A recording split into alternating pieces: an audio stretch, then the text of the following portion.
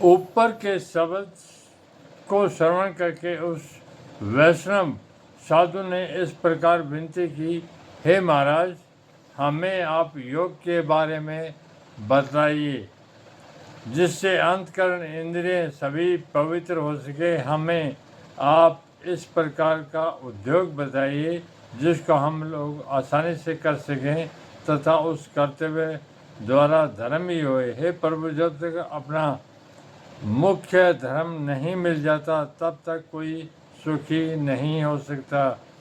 यदि योग मार्ग को अपना लेने पर भी उसके पास योग साधना नहीं रहेगा तो सुखी कैसे हो सकता है, क्योंकि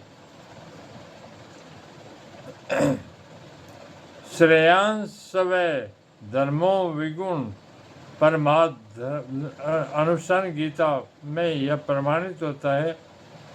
तब जमदेव जी ने शब्द सुनाया,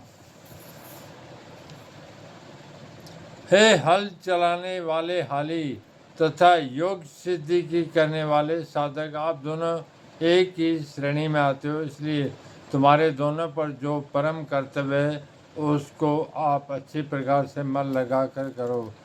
तब तक करते रहो जब तक सिद्धि यानी फल नहीं मिल जाता।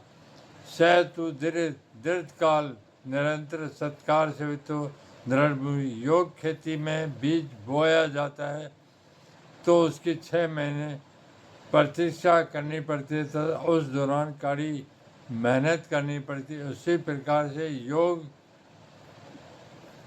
साधना से भी लंबे समय तक तथा अबाध गति से और सत्कार श्रद्धापूर्वक अभ्यास करना होता है, तभी सिद्ध रूप फल की प्राप्ति होती है। तथा किसान खेती के लिए भी वही उपजाऊ तथा सूना ग्राम से दूर जहाँ पर ग्रामीण पशुओं की पहुँच न हो, उसी एकांत निर्जन में वन में ही जाकर खेती करनी होगी, तभी वह निपजती है। उसी प्रकार से योग साधक को भी वही स्थान चुनना चाहिए जहाँ पर साधना भली प्रकार से हो सके।